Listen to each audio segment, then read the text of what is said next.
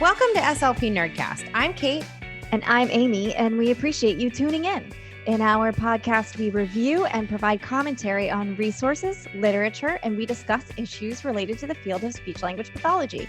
You can use this podcast for ASHA CEUs. Visit our website for other courses, including live courses, webinars, blog posts, and SLP Masterclasses available for graduate level credit. SLP Nerdcast is committed to improving continuing education in our field through affordable pricing and open access libraries. You can support our work by leaving a review, referring a friend, making a one-time contribution on our website, or subscribing. You can subscribe for as low as $7 a month and get access to monthly Q&A sessions, exclusive content, discounts, and a resource library of downloads, freebies, and printables. Want unlimited access to ASHA CEU courses? There's an affordable subscription for that too. For more information, visit us on our website or contact us anytime on Facebook, Instagram, or at info@slpnerdcast.com. We love hearing from our listeners, and we can't wait to connect with you. And just a quick disclaimer, the contents of this episode are not meant to replace clinical advice. SLP Nerdcast, its hosts, and guests do not represent or endorse specific products or procedures mentioned during our episodes unless otherwise stated. We are not PhDs, but we do research our material. We do our best to provide a thorough review and a fair representation of each topic that we tackle. That being said, it's always likely that there's an article that we've missed or another perspective that we haven't shared. If you have something to add to the conversation, please email us. We love hearing from our listeners. This episode is brought to you in part by listeners like you and one of our amazing corporate sponsors, Stuttering Therapy Resources. Our corporate sponsors keep our CEU prices low and our program ad-free. Stuttering Therapy Resources helps speech-language pathologists help people who stutter. Go to their website to sign up for their email community and follow them on social media accounts for exclusive content. Stuttering Therapy Resources did not participate in creating the content for this episode. We are so excited for today's episode. Today we have the great pleasure of welcoming Uri Schneider. Welcome, Uri. Hey, it is such an honor to be here. So great to see you guys. We're so happy to have you. You are here to discuss Transcending Stuttering. Before we get started with that, can you please tell us a little bit about yourself? Absolutely. Well, first of all, thanks for having me. And as excited as you are, I'm super excited to see you guys and to have this conversation and to share this with your listeners. It's also nice to be on this side of the conversation, being grilled with questions. So thank you for that opportunity. A little bit about me. I think Transcending Stuttering pretty much captures it. I was born and raised with my mom and dad, and my dad is known to many of our colleagues and friends as Dr. Phil Schneider. He was the original Dr. Phil before Dr. Phil, and very much has that personality of being a very memorable mentor, friend, colleague, and he's still doing it. He's still doing what he loves to do, teaching, mentoring, and doing therapy and helping people, even as he's living with Parkinson's now. So he's expanded his understanding of living with challenge and living with things where you want to go a certain way and your body doesn't cooperate. And so he's thought of as very much a guru in the true sense of the word when it comes to stuttering. But he says that when he got Parkinson's, that's when he really started to understand it at a whole nother level, that like stuttering and having Parkinson's informed his understanding of stuttering because suddenly his body wasn't cooperating. So he started to appreciate what it must be like when someone knows what they want to say, but their mouth, their voice just isn't ready to make the moves. So anyway, I grew up with pictures of laryngeal mechanisms hanging on the wall and my father talking about the heroism of his clients, the exhaustion of his days, but the satisfaction of his work. And for me, that was an inspiration as a 6-year-old kid. I couldn't even say speech-language pathologist, I would front on most of those sounds, but I kept coming back to it again and again. So this is my life, and Transcending Stuttering for me is a platform for my own human experience of being a husband, being a dad, being a friend, being a good citizen. So I enjoy being a dad. I enjoy being a husband. I love the work we do. If I won the lottery tomorrow, I would just try to help more people and still do the work that we do and help more therapists do great work and feel great about the work they do. And in my free time, I enjoy running. And as Kate has been encouraging me, some comedy on the side. Oh dear. I was wondering what was going to come out of your mouth after that. So I've had the pleasure of of chatting with you a bunch over the last couple of weeks as we prepare for this, as we collaborate around other things. And talking with you is always such a joy. And I wonder if you could tell our listeners, before we sort of get into the learning objectives, tell our listeners a little bit about Transcending Stuttering as an entity. Is there a place, just before we get into the meat of it, a place where people can sort of touch base about it or learn a little bit more about it? I've had a chance to learn a little bit about it just through our conversations, which is one of the reasons we wanted to bring you on to share some of that knowledge. But if you could tell us a little bit more about some of the basics and what it is, that would be great. Absolutely. Thanks for the opportunity. I think it might be the first place that I'm sharing that we do have a new address for all things transcending stuttering. So transcendingstuttering.co. Ooh. Someone else grabbed the .com. So transcendingstuttering.co. And essentially, Transcending Stuttering started off as a documentary film. In 2004, my father had recorded all of his clinical work for decades, like actual footage, back when video cameras were like, I don't know, Suitcases. the size of a suitcase, exactly. And believe it or not, his clients tolerated it. So both, in any clinical setting that he was working. So what he ended up with is tens of thousands of hours of video, and you literally can see people grow up in front of your eyes. So an 8-year-old kid becomes a 10-year-old kid, becomes a 13, 20-year-old, 30-year-old, and it's all real footage. It's not staged and it's not B-roll.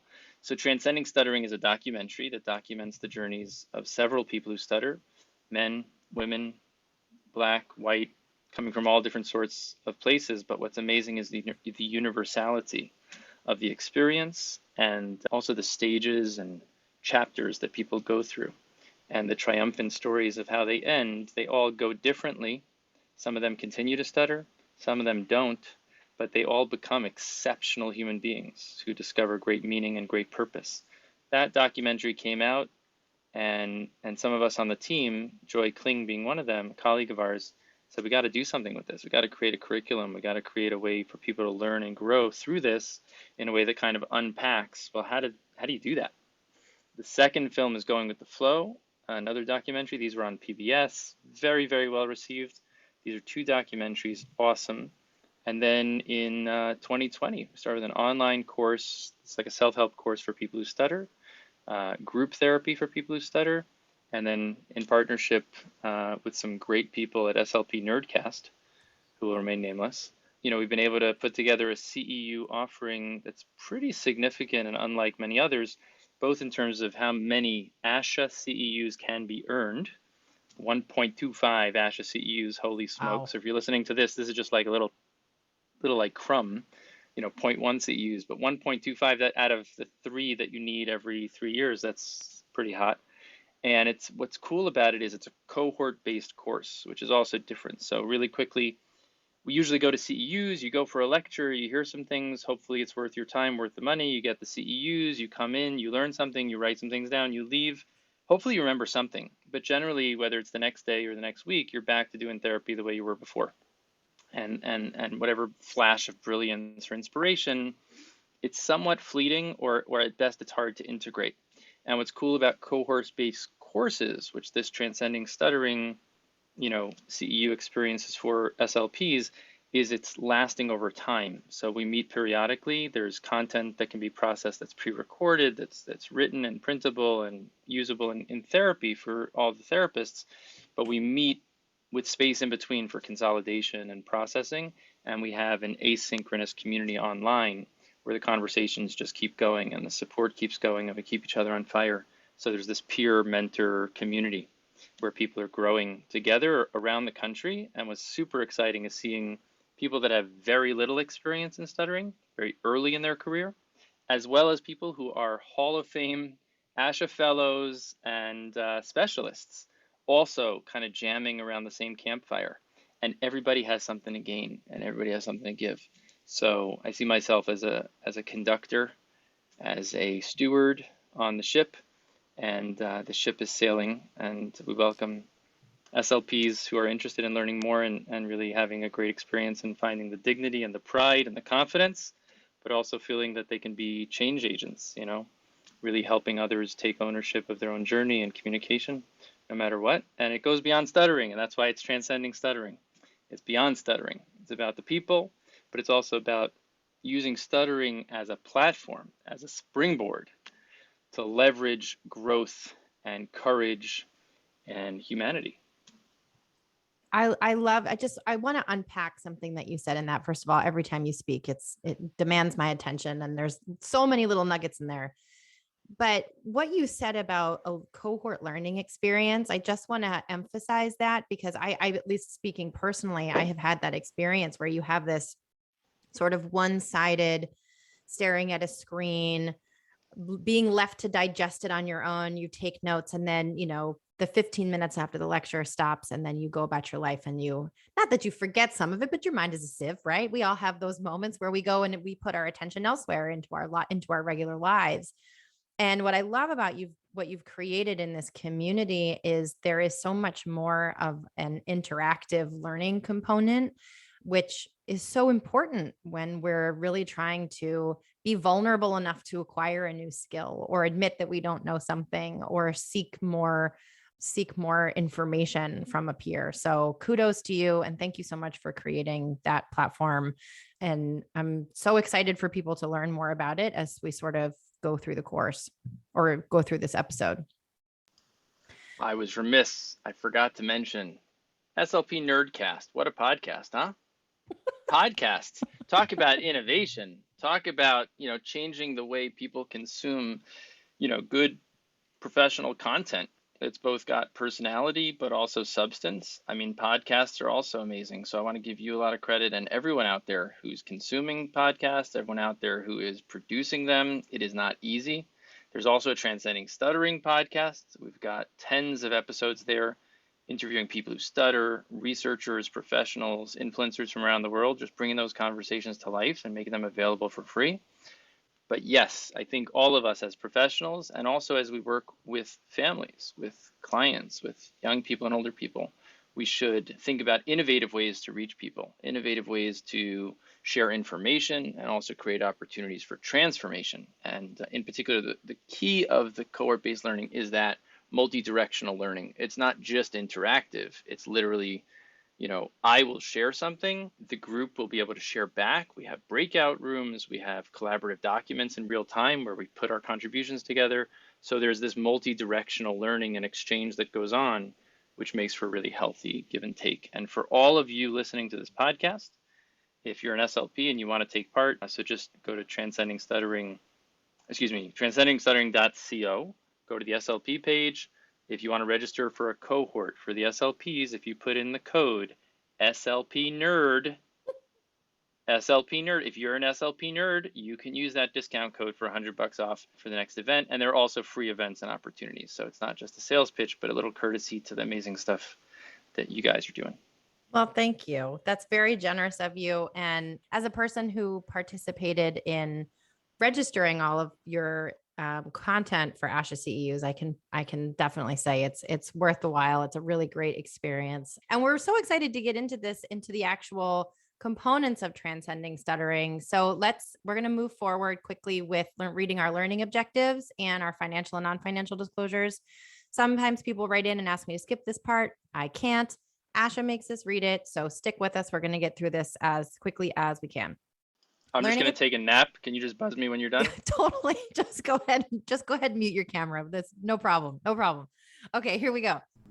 Learning objective number 1, explain the speech mechanism and neurophysiology of stuttering. Learning objective number 2, identify more than one speech fluency strategy. Learning objective number 3, define at least 2 aspects of the Transcending Stuttering framework. Disclosures, Uri Schneider's financial disclosures.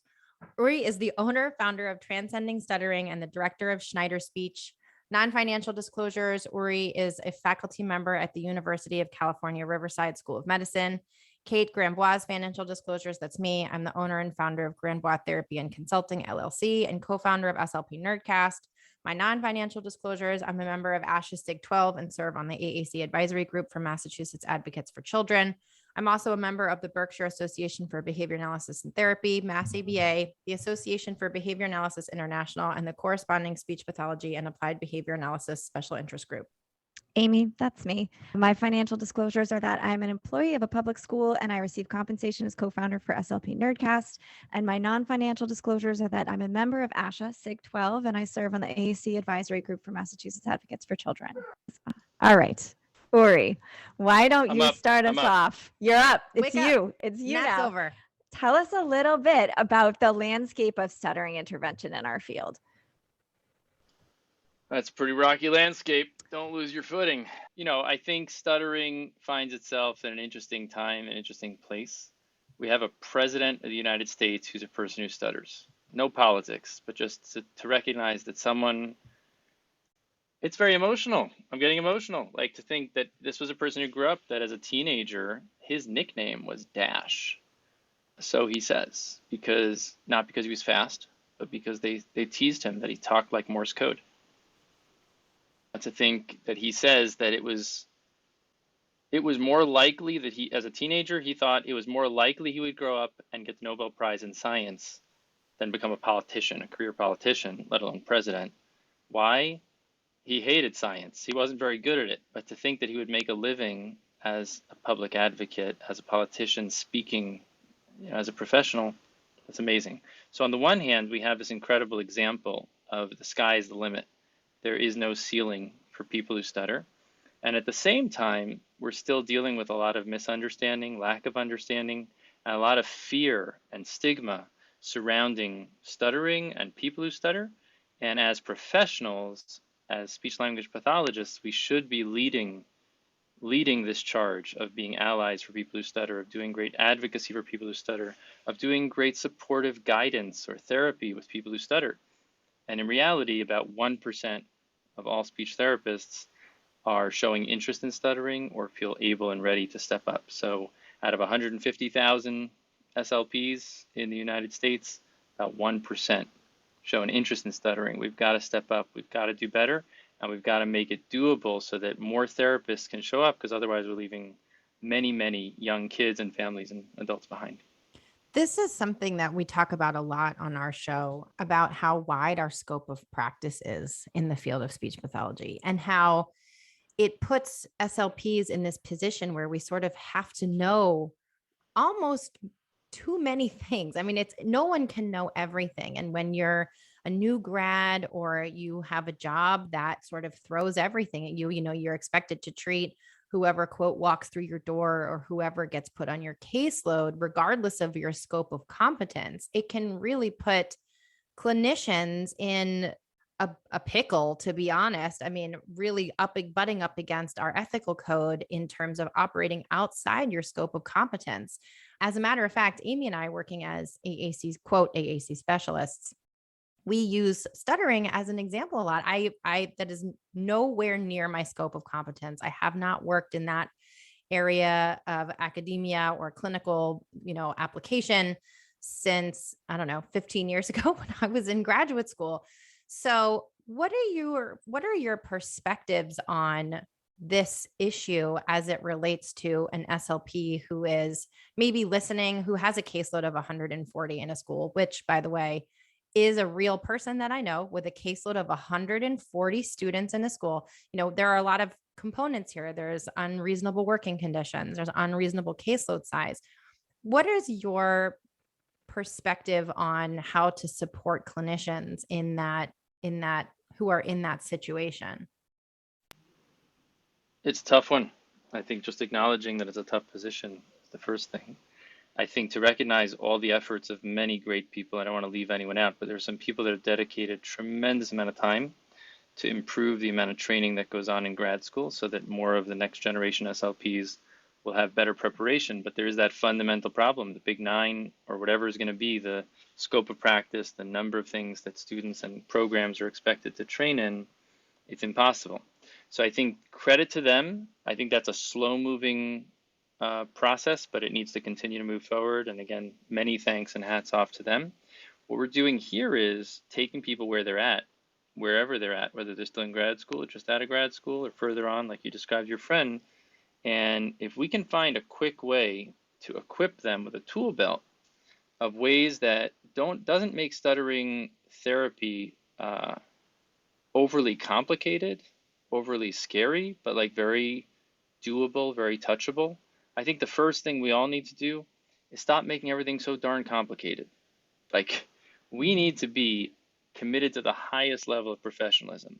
We need to be up to date with best practice and latest research. We need to have mentorship. We need to have supervision. Those are all things that I look for. At the same time, when you meet Jane or Jack in school, and maybe they're even in a group of kids with different things that they're dealing with, or maybe you're meeting them alone in a private practice, in a hospital clinic, it really doesn't matter where, don't look at them as a pair of lips. Don't look at them as a diagnosis. Look at them as a person. Look at their family as a family. Every family has their own multiculturalism. Every family has their own set of values, their own set of circumstances and challenges. And we got to meet everybody where they're at and bring the humanity back into the room. And when you do that, and you get enough of the professional training and professional access and professional supervision and support with peers and mentors, the sky's the limit. And you can make a huge difference in someone's life. And can I just say how that fits so well with the title of what you're talking about is that does transcend stuttering. I mean, bringing humanity into your, into your clinic room or into your speech room is going to benefit you as a human and your entire caseload. And I also want to say that if you're listening to this episode, then you are obviously seeking continuing education and more information. So that's a great place to start. And I wonder if that sort of leads us into the first learning objective related to the speech mechanism and neurophysiology of stuttering. Can you tell us a little bit more about that? And I'm going to learn here for the first time because I haven't reviewed this in 15 years. So lay it on me. Tell me all the things.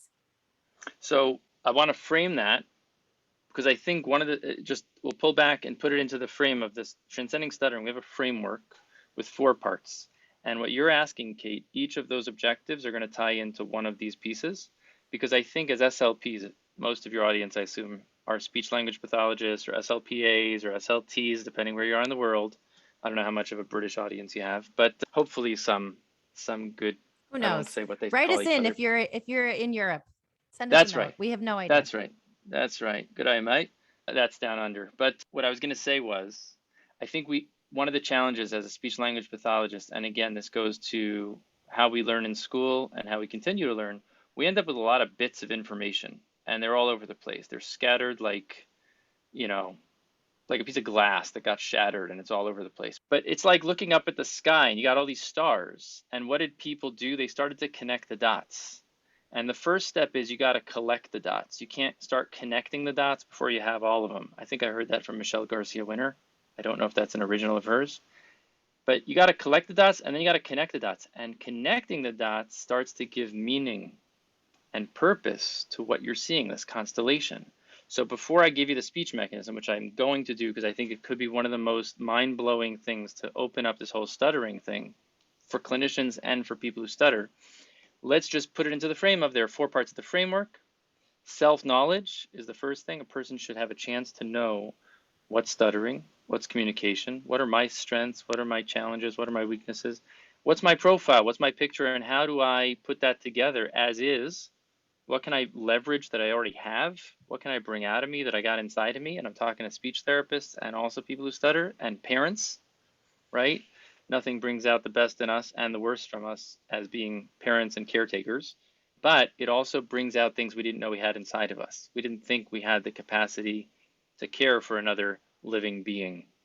And suddenly we find ourselves in that position. So we do things we didn't think we could do, but self-knowledge, knowing ourselves, knowing the landscape of what we're up against and what it takes. Self-adjustment will be the strategies. Self-acceptance, I think, is somewhat self-explanatory, and self-advocacy. So we got the 4 parts, but again, we got to keep it human. And I just want to highlight the 4 parts are self-knowledge, self-adjustment, which is learning different things that you can do that can make your situation or your performance easier or make it more challenging. So when it comes to stuttering, we're talking about helping people discover what are the things that make me stutter and get stuck more often, more dramatically, and what are the things that make it easier, less effortful. Self-acceptance is accepting what I can't change, like what are the circumstances that I can't, I have brown hair. I'm also losing my hair at this point. Like I just got to accept that. Trying to fight that does not look good, and I promise my kids comb over is not happening.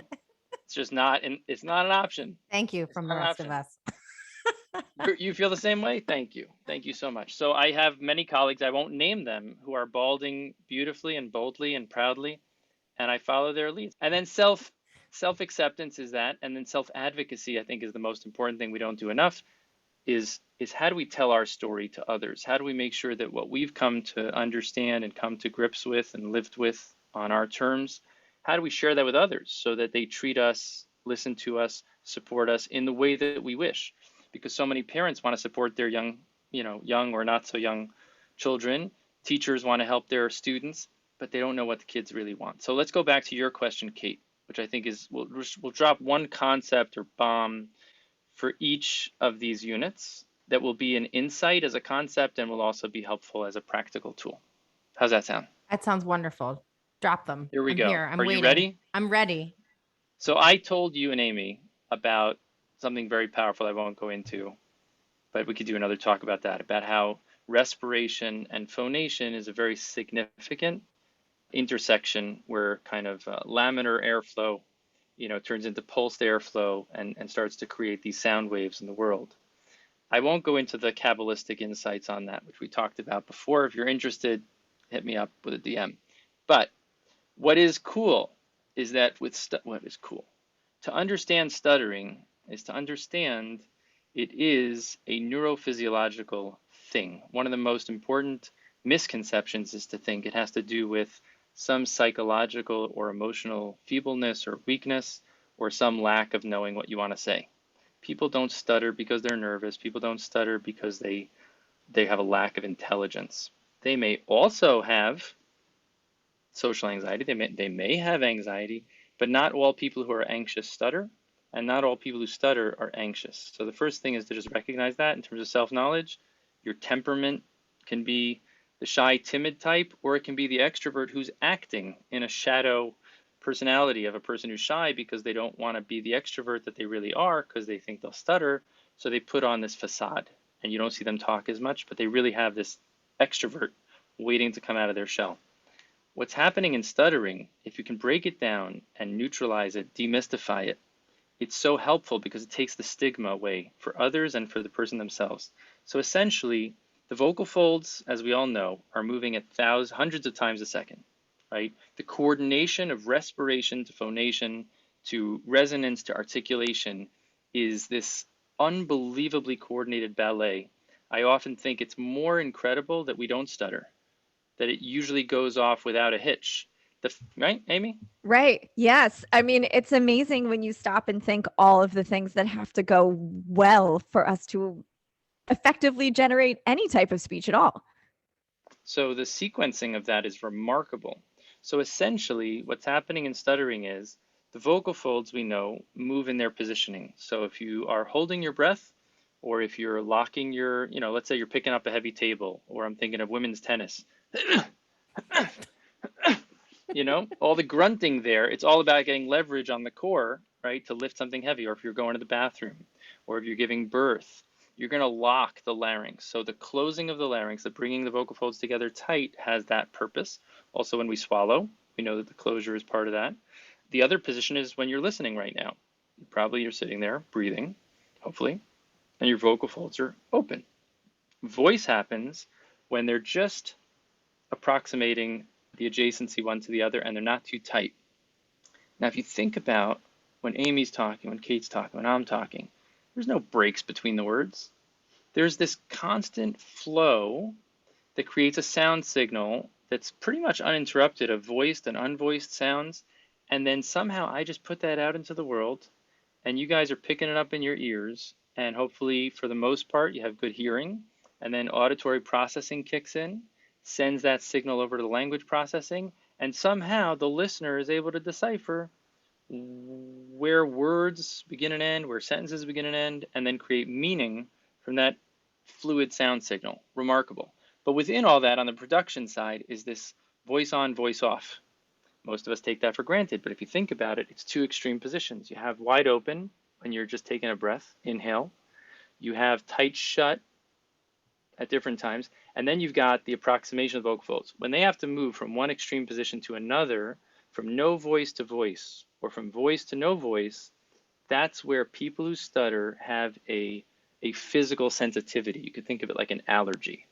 Okay, so similar to like, I know how to breathe, but if there's enough dust in the room, I look like I can't breathe. I start coughing and going into some sort of allergic situation. So I'm not suggesting that it's a breathing problem. I'm just using an analogy. They know how to talk, their voice works, their neurology is wired just fine, but there's a sensitivity. And they have these hiccups, and it's specifically and understandably when there's a voice onset or coming off of that. So just think about it. Where do people get stuck? They get stuck often at the beginnings. They don't get stuck at random places. Mm-hmm. If you think about someone whose name, my dad had someone come in, his name was Sam, and he says, hey, Dr. Phil, I can't say S. Can't say S. My dad says, well, show me what you mean. He says, my name is Sam. You see? My dad says, what are you talking about? You got a gold medal S over there. You got a longer, stronger S than I heard in the whole month. Your problem is not the S.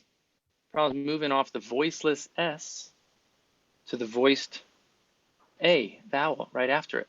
So it's that transition from the S to the vowel. What needs to happen there when you're doing the voiceless? I don't know if this is on tap with what your listeners would appreciate, but you just visualize this. Your vocal folds are wide open, right? Because it's voiceless. And then they need to come, but not shut tight. And what happens for many people who stutter is they might get they don't want to cooperate. They stay open. The vocal folds stay open, so they don't get any. So that's what's happening with him stretching out the S. His brain is saying, move on, move on. And that should happen subconsciously. It's not a volitional control kind of thing, but it's not cooperating. Or what happens, instead of being able to approximate one another, the vocal folds, and go into the phonatory position, they end up shutting and no air comes out. And that's when you get those silent blocks there. The same thing could happen on the starting of, like, let's say my name, an open vowel like Apple or Adam or Uri. So there's this silent hesitation. You see their lips moving, but you don't hear the sound coming out. So what's happening there when you've got an open tract, the vocal folds are where the closure is at. They need to go from a tight shut position to a just open, but able to let the air come through and do that passive oscillation of phonation. And that's where the hiccup occurs. When you do that, you demystified stuttering, destigmatized Well, I was it. just about to say, you're getting into that level of detail as a person who is very novice in this academic area. You not only appreciate, as you described it, the ballet of what happens, but you also it gives you a better framework through which to analyze what's happening. I mean, it seems to me that you can't really do this work without having an appreciation for all of that finite physiology. Or you could just let me tell you that and then you're set. Meaning, I don't want people to leave this thinking, uh-oh, I need to understand like the neurophysiology of voice, physiology of voice. No, you don't. But what you do need to do is you have to have some working understanding. And I think this speaks to also when you're working with kids and you're working with young people and you're helping parents. Okay, here's your practical tip on this whole thing. Nobody needs a 14-page PDF that you downloaded from the best organization that has all the tips that you could imagine. It's actually like information overload. And parents and all of us, when we have something we're looking up on the internet's very powerful, very helpful, gives us access to a lot, finding communities of support, helping find information, fantastic. But information overload in and of itself is not always actionable, and it's not always emotionally helpful. It can be overwhelming. So I think our job is to figure out, how do we provide this kid, this parent, this young person, enough information that they have like a working understanding that is practical, that's meaningful, that's significant. So I think when you've got that list, you should take that PDF. You should become very knowledgeable about the kind of tips that are recommended, even if it's not your scope or area of expertise. You become acclimated, and then you make the best decision you can as to what tips you might want to offer this person, what anatomical, physiological insights you want to give this person. But when you explain it the way I did, you explain it in a way that, oh, that's at least plausible. Now I can say, yeah, there's a physical basis to stuttering. It's not emotionally based. It's not cognitively based. Oh, but wait, why do I stutter more when I'm nervous?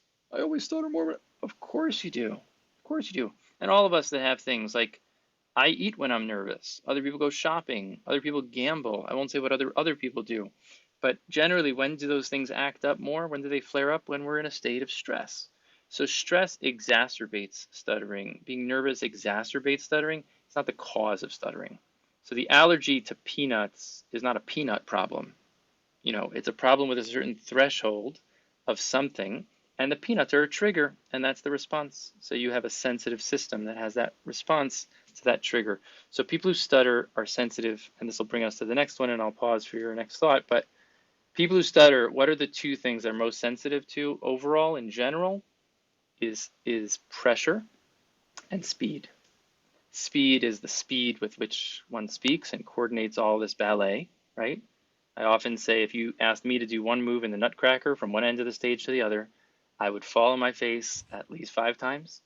And if you ask me to do it in rapid fire succession, like speed it up 1.5 speed, as many of you might be listening to this podcast, I'm going to fall over more. If you do something to change the speed, I might have more alacrity and more fidelity in my movements. Similarly with the articulatory speech stuff. And intensity, we know as speech language pathologists and a little bit maybe voice therapists, right? Intensity has to do often with volume. So glottal pressure is often related to volume. So those are the two parameters that can often more stuttering or more intense stuttering. Well, my next thought was going to be exactly sort of what you alluded to, and how that's, I think of intervention as first you identify the problem or you do your assessment, right? And then you design your intervention to support an individual through the problems and strengths that you've identified. So having those components as a backdrop and thinking about exactly, as you said, as this leads into this second learning objective related to strategies and fluency strategies, how do those two relate to one another? I spaced out for a second. Can you just remind me, what were those two things? I was listening to every word, but you got me thinking about something else that what I were will you share. thinking about? Okay, let's go there. Yeah, I was thinking about one of my other passions, and I got this from my mentors in grad school. Sima Gerber, Joel Stark, Renee Tueg, Arlene Kratt, Pat McCall, my father, Dr. Phil Schneider, Stanley Gelfand. I think I got most of them. The concept is assessment is dynamic and ongoing. I think we need to rethink the concept of what is assessment and what's treatment. That's what you got me thinking about. And I just wanted to share really short on that. As speech language pathologists, I think number one, we think about assessment as like this activity that's separate from treatment. And then we think about treatment as something that's separate from assessment. And I think we need to find more ways, number one, to connect the two, that there should be far more connectivity. And that means in both directions. Our treatment should follow our assessment, and our assessment should be relevant to treatment. So here I am with 2 women, and I don't know the listening audience, but I would say like one of my most uncomfortable questions that I was taught to ask on an eval, but I don't. So tell me about delivery, natural delivery or C-section. Of what relevance is that going to have on my treatment plan? Right. Of what relevance or impact is that going to have in my comfort and my ability to create rapport with this mom or dad? It's just sticking my nose where it doesn't belong, and it's not relevant, and it's not going to change my therapy. So I think do assessment that's going to inform you in the ways that are going to be helpful and shaping a way to understand the constellation of what matters here, and then build your treatment off of that, and then build your assessment to build your treatment. And recognize it doesn't begin and end after the first visit. It's ongoing. And use this feedback loop of how therapy goes to kind of revisit, update your assessment, which is a working understanding of what you're dealing with. And to recognize it changes over time. The kid at the beginning of the year, different than the kid at the end of the year. He's a different kid. Same kid, but different kid. Kate and I talk about that. We talk about that so much because we have big feelings about data collection, and just making the point that really when we're collecting data throughout our sessions, we are doing a bit of that assessment. When you're collecting the data, you're taking a moment in your treatment to get a little bit of that assessment data, and that's going to inform what you're doing. So I think, all like high fives through the internet, but it really, high five. We did it, guys.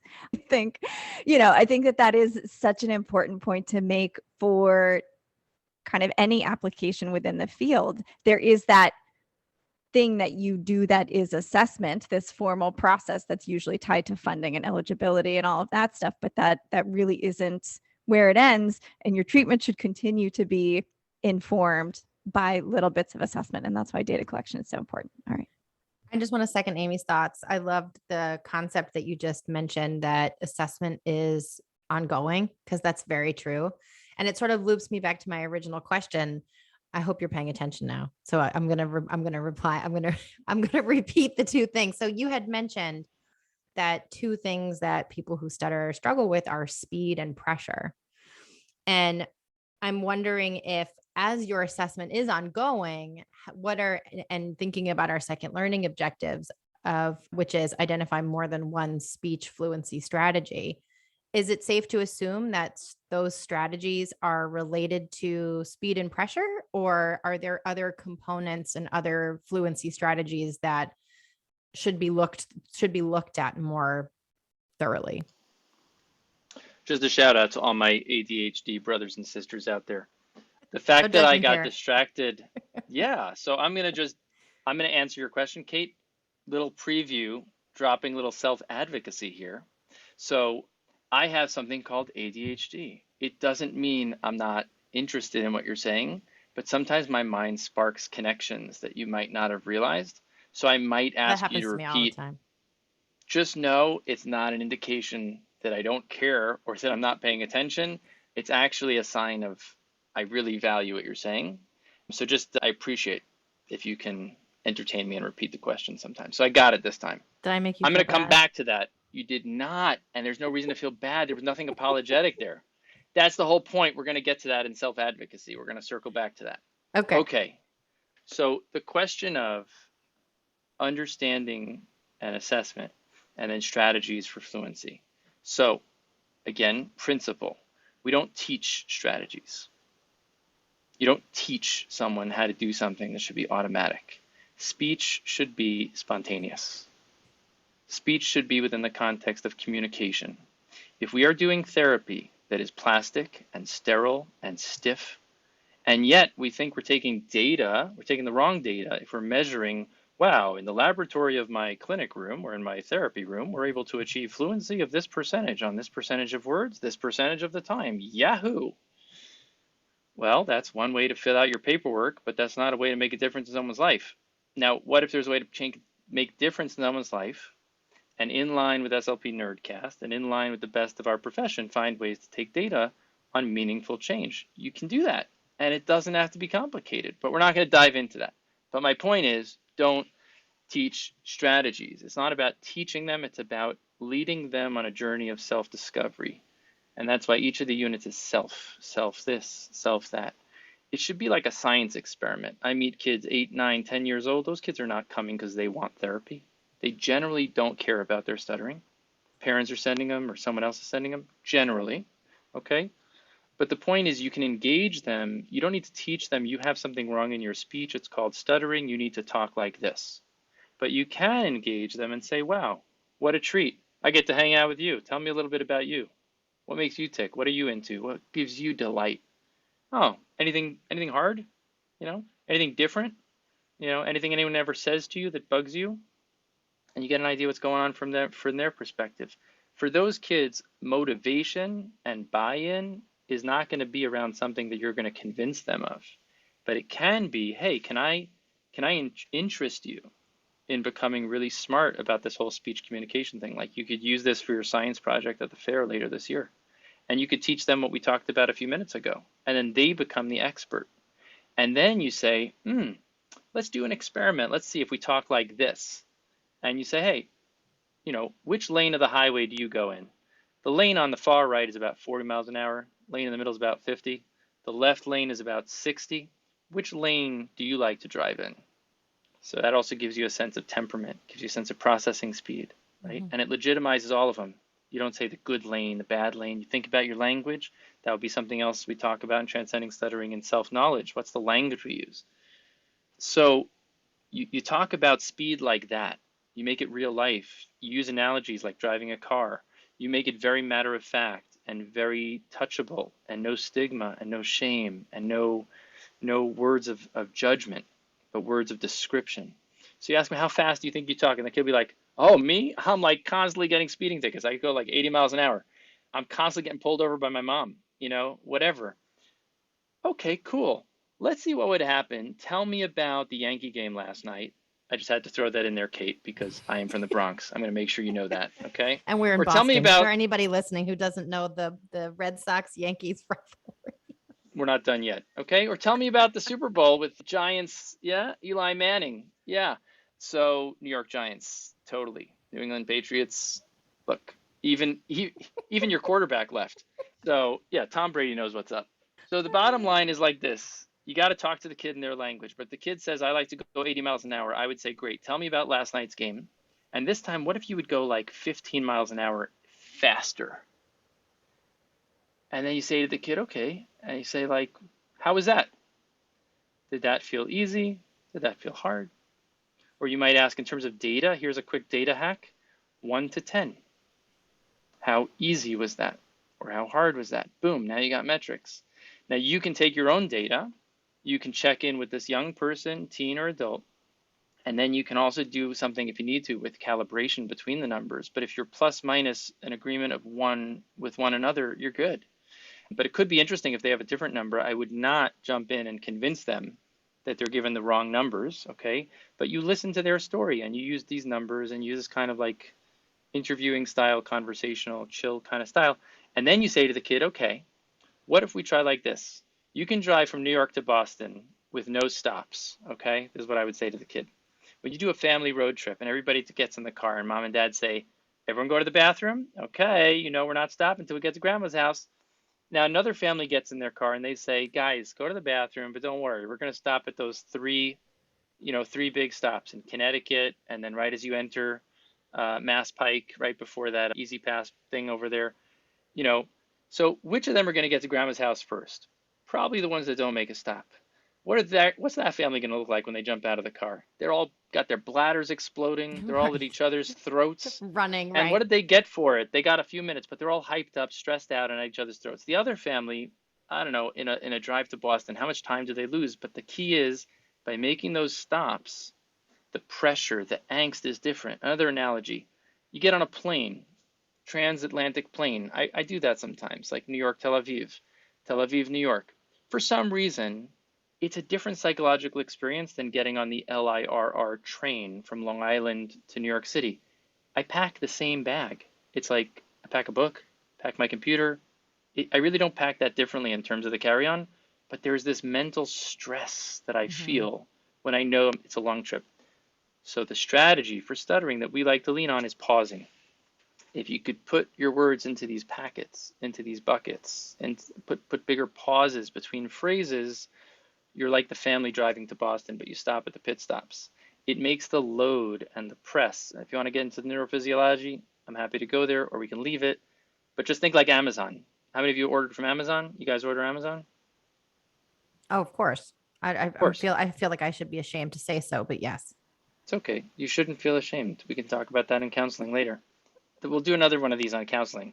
Seriously. So listen, Amazon, you order 10 things from Amazon. How many boxes does it come in? You ordered one order, one shipping address. You're one person. You paid for it in one transaction. It never comes in one box, right? Right. Anyone ever think of that? Like, why do they pay for extra boxes, extra shipping? Let's assume they're all at the same packing plant. The reason is the more things you're going to put in a box, the higher the chance is something's going to drop. The fewer items you put in, the better the chance you're going to get a successful delivery of the right items and the right number of items. So the fidelity of the delivery is going to be impacted by how many pieces are stacked into one box. So we know that the more words you pack onto a breath group, that is the packet of information sent from the brain to coordinate respiration, phonation, articulation, and everything. It's a much heavier packet. But if you have fewer words, if you use a little bit of pausing, just to punctuate the phrases, no robot speech, none of that, but just learn to take these stops in between the phrases, it can sound natural, It can be a tool that effective communicators use. You can sit in school or in your clinic and show the kids videos of great speakers from around the world, from Obama to others. You want to message me? I'll give you a link to a whole demo of what sites I use and how we do that. And you can take a transcript of a speech and a video of a speech, and you can show how great communicators, this is what they do. So the strategy would be, could this young person experiment, explore, discover what feels more comfortable? Pushing your limits, driving 90 miles an hour? Or what if you did this, where you drive at a comfortable speed, whatever feels natural, but you do stop at the gas stops? So that's an example. I love the analogies that you used. I think it really helps.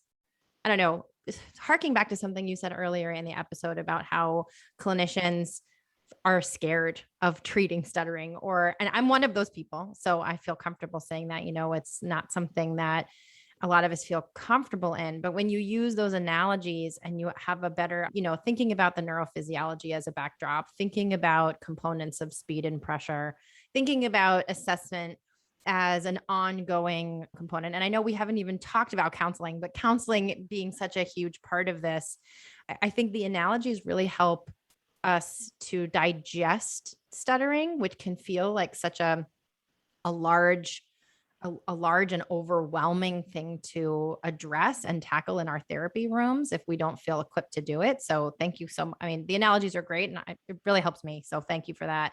And I wonder if we could spend our last 10 or 15 minutes sort of carrying over that thread of counseling and self-advocacy and thinking of, and to tell us a little bit more about the Transcending Stuttering framework. You've mentioned it a couple of times, that it's a multi-pronged approach. And I know you've mentioned some components of it, like self-advocacy. What else can you tell us about the Transcending Stuttering framework? Perfect. So I think one thing that you said, we did touch on counseling a few minutes ago. I think so. We said that word. But I loved what you said, that it's helpful to you, which made me think we should think in therapy like what's helpful to the other person.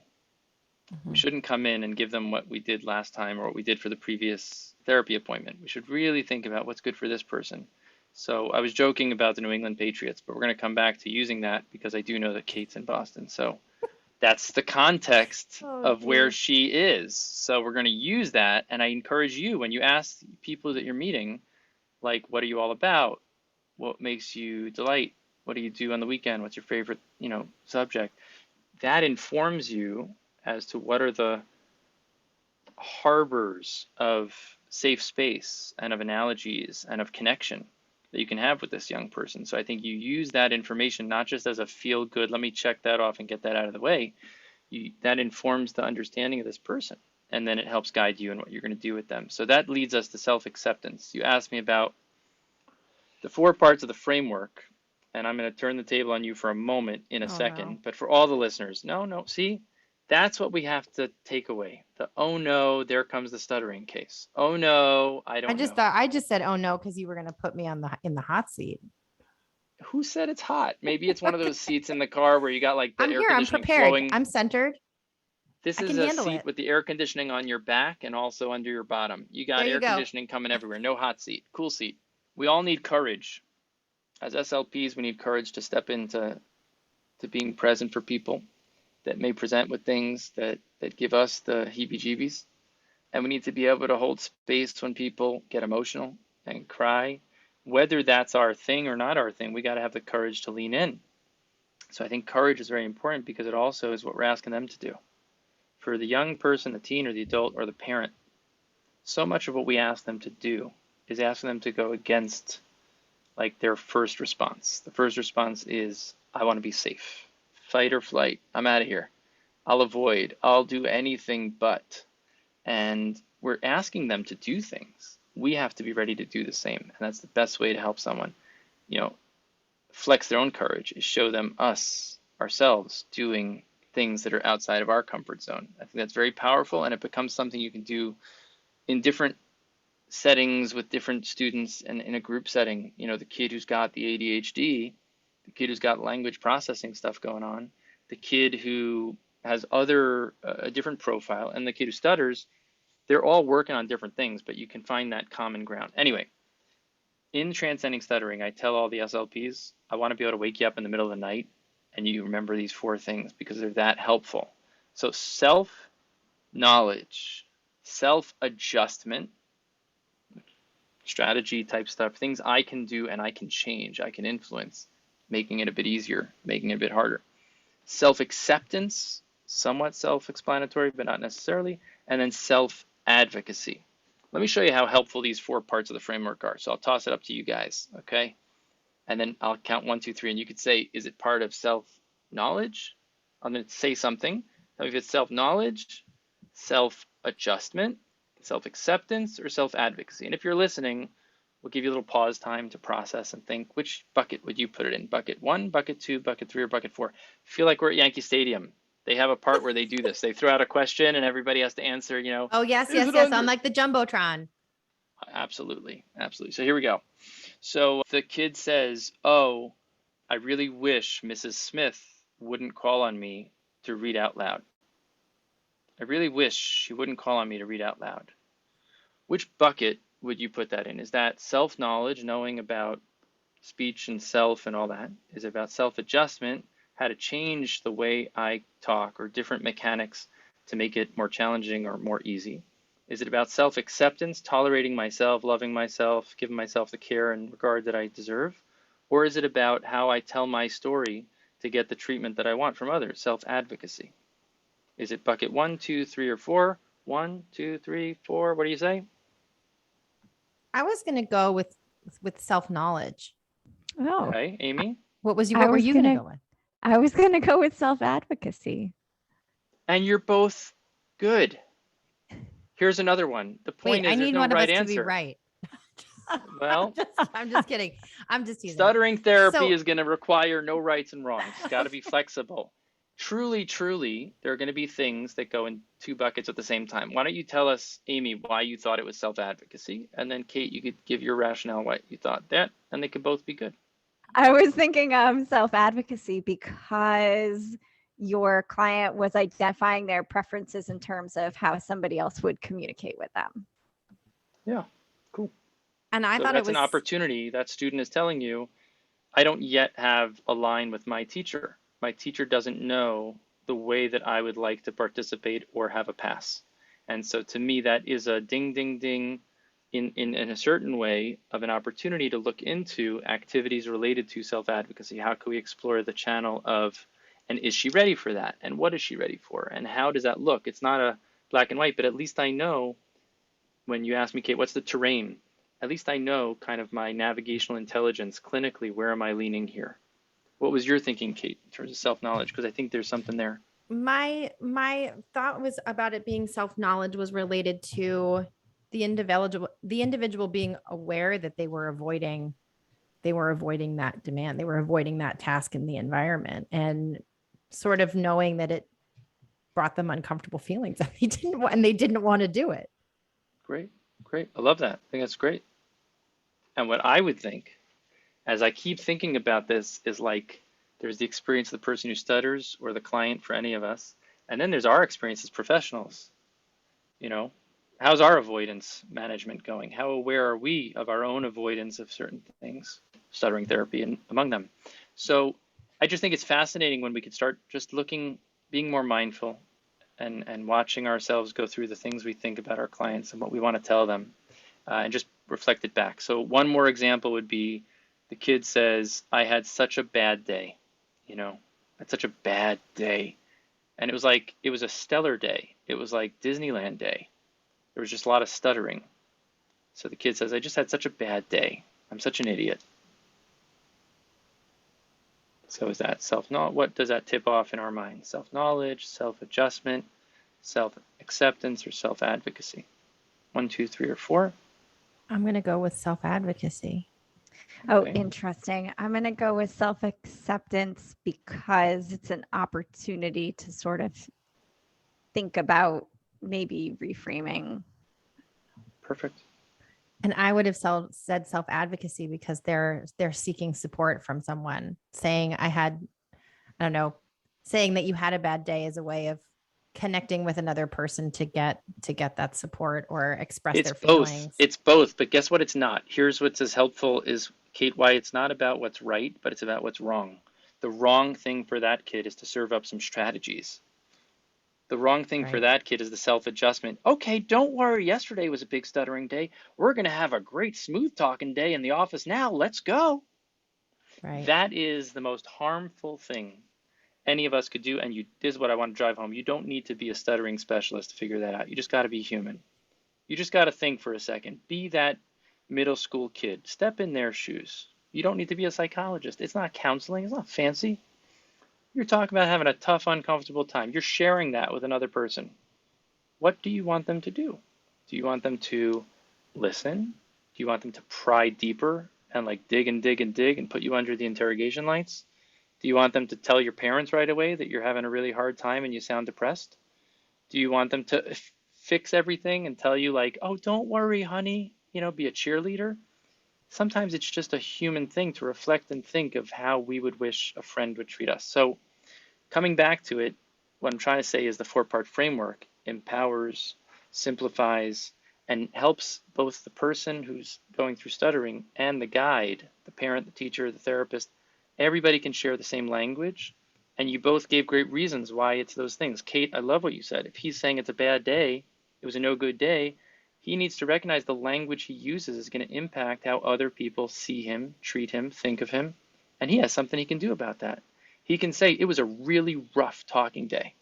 It was awesome. Disney was great. I couldn't enjoy it as much because it was really distracting for me that I had so much stuttering going on. That's legit. That's legit. And for Amy's point, absolutely. At the core, you can't sell or tell the story that you're not living or buying or drinking yourself. So we can't advocate in a way that we're not ready to give ourselves the patience, love, tolerance. So I think for that person, it's about recognizing, well, what were the other parts of the day? Give me the full picture, not just that little snapshot or one angle.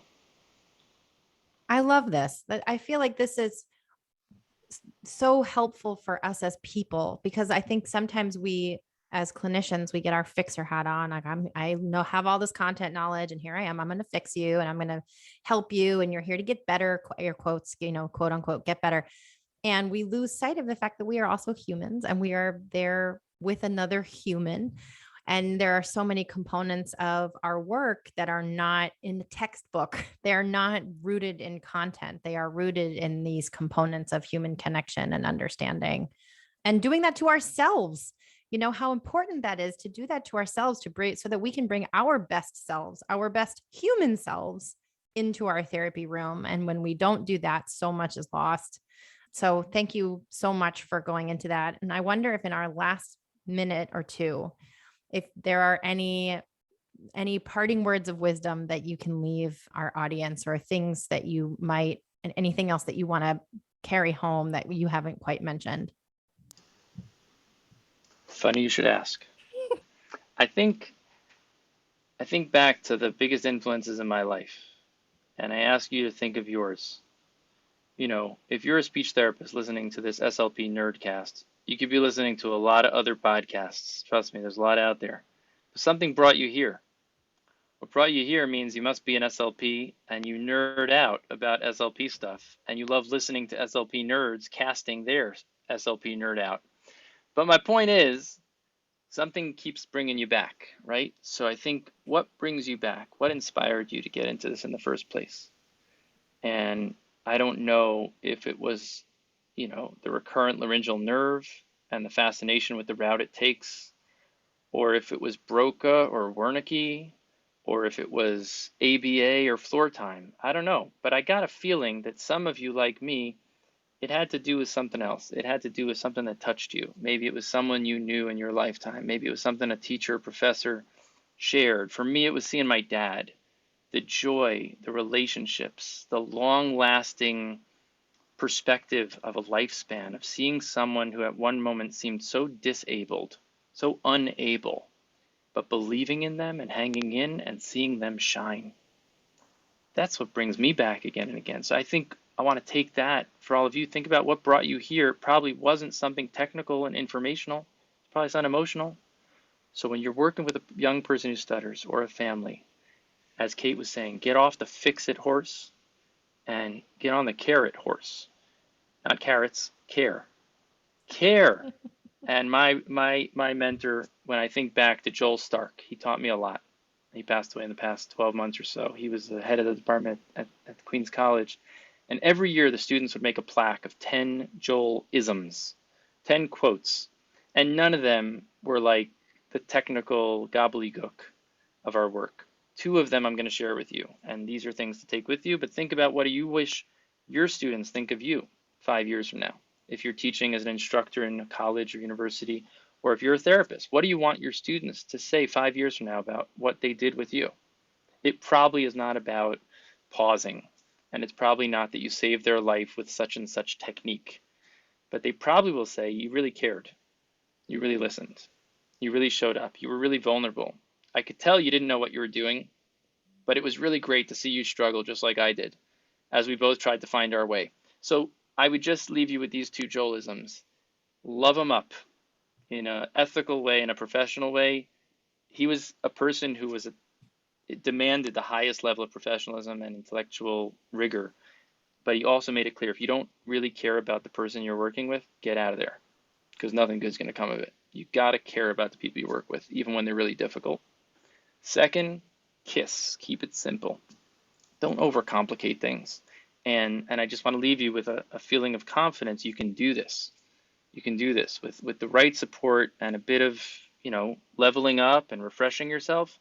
With a good heart and a reasonable head and some professional judgment, you can be the difference for a kid who stutters. And don't just pass the buck.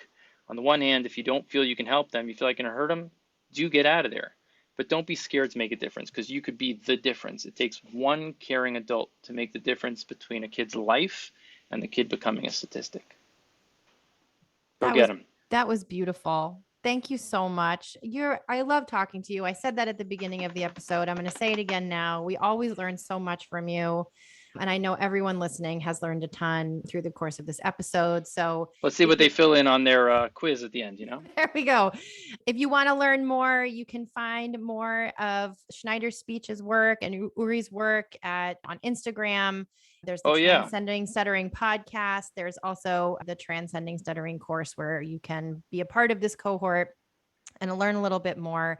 www.transcendingstuttering.co is the new website. So thank you again. Schneiderspeech.com. There you go. Schneiderspeech.com.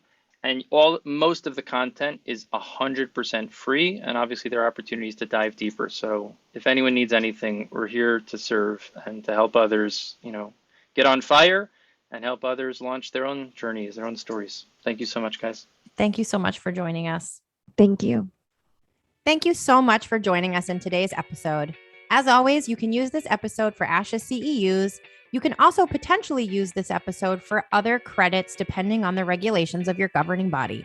To determine if this episode will count towards professional development in your area of study, please check in with your governing bodies, or you can go to our website, www.slpnerdcast.com. All of the references and information listed throughout the course of the episode will be listed in the show notes. And as always, if you have any questions, please email us at info@slpnerdcast.com. Thank you so much for joining us, and we hope to welcome you back here again soon. Another big thank you to our corporate sponsor, Stuttering Therapy Resources, who helped make this episode possible. Our corporate sponsors keep our CEU prices low and our program ad-free. Stuttering Therapy Resources helps speech-language pathologists help people who stutter. Go to their websites to sign up for their email community and follow them on social media accounts for exclusive content. Go to their website to sign up for their email community and follow them on social media accounts for exclusive content. Stuttering Therapy Resources did not participate in creating the contents of this episode.